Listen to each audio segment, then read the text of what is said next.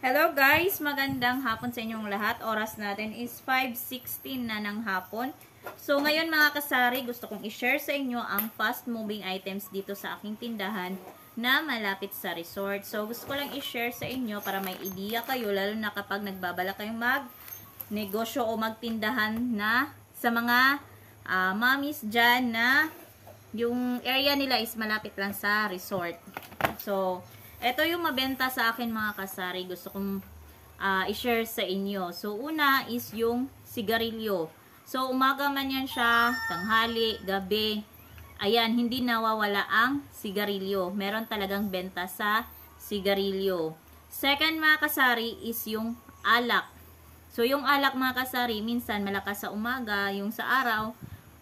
Minsan naman, sa gabi lang talaga malakas. So, yan ang pumapangalawa sa ating listahan. So, yung ano naman natin mga kasari, itong alak na to, ito yung mga sinasabi kong hard, like yung mga Tanduay Select, Tanduay Ram, yung mga Emperador.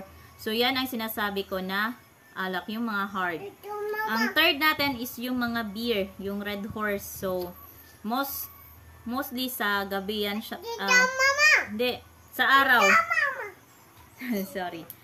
So, sa araw, medyo malakas talaga yan siya kapag, yung mga beer, lalo na kapag mainit yung panahon, gusto magpalamig. Yung malamig na malamig ang Red Horse. Then, fourth, mga kasari, is yung soft drinks. So, minsan naman talaga is yung mga, hindi nagdadala ng mga soft drinks kasi nga, medyo nagmotor lang yung iba. So, dito na bumibili. Kaya, ayan, hindi dapat tayo mawala ng, yung soft drink. So, binebenta natin dito mga kasari para iwas hassle. Yung 1.5 yung binebenta natin. So, meron tayong Royal, Coke, at saka yung Sprite. Pero, pinakamabenta talaga is yung Coke. So, meron din tayong Coke na mismo at saka yung mga pet bottles natin ng mga mineral water. So, number 5 is yung mga chichirya. Hindi pwede mawala ang mga chichirya na malaki at saka yung maliliit. So, yung maliliit is affordable sa mga bata. Yung malalaki naman is yung ginagawa nilang mga pulutan. So, next is yung kape. Lalo na sa weather natin ngayon mga kasari is medyo maulan. So, yung mga tao naghahanap talaga ng kape. So, yung iba naman hindi nagbabaon. Quiet sa. So, hindi nagbabaon yung iba nating mga naliligo, yung mga customer na naliligo. Kaya dito, nagpapatimpla sila ng kape.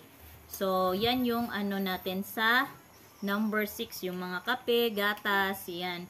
Minsan, yung mga bata, may bumibili sila ng swak. Yun yung pinapainom nila sa kanilang mga anak.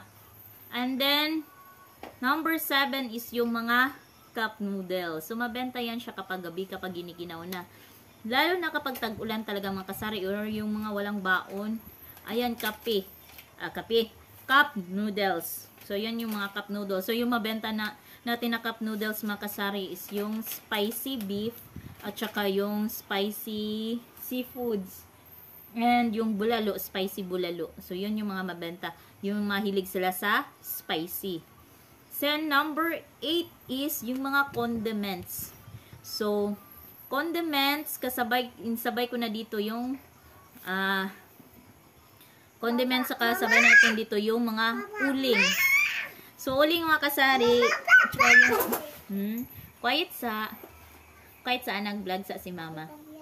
Ha? So, yan mga kasari, sabay ko na dito sa mga condiments yung uling, kasi yung uling mga kasari, lalo na kapag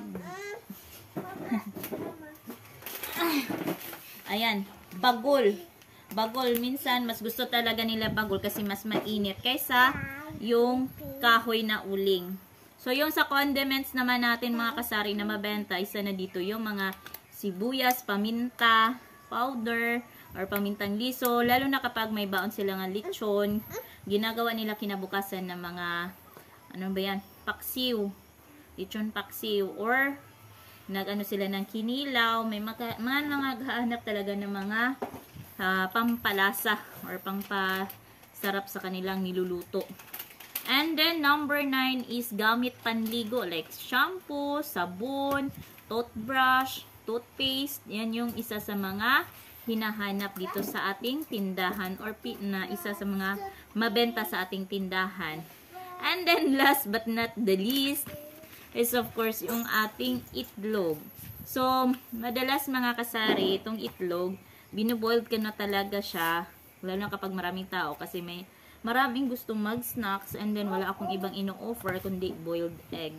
So, boiled egg mga kasari or itlog na mabibili, yung hilaw pa, niluluto nila doon or dito na sila bumibili. Minsan talaga, madalas sila bumibili.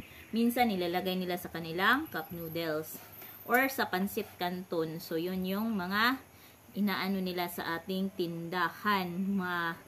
Mostly na binibili o yung isa sa pinakamabenta sa ating tindahan. Kaya tayo ay patuloy na ayan, nagbubukas pa din. Kahit bihira lang minsan yung sa weekdays natin na pagbubukas, may days na hindi tayo nagbubukas kasi konti lang yung tao or ano lang, minsan wala.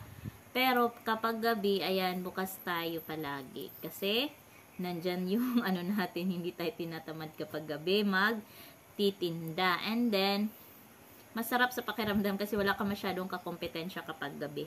Lalo na dito sa aming area. So, kaya iyan, gabi tayo nagbubukas ng tindahan. So, kanina, mga alas 2 tayo nagbukas ng ating tindahan. May mga naliligo. So, nabentahan naman tayo kanina ng mga toothbrush, shampoo, toothpaste. Yun yung nabenta sa atin, tsaka mga chichirya. So, wala tayong benta ngayon sa alak at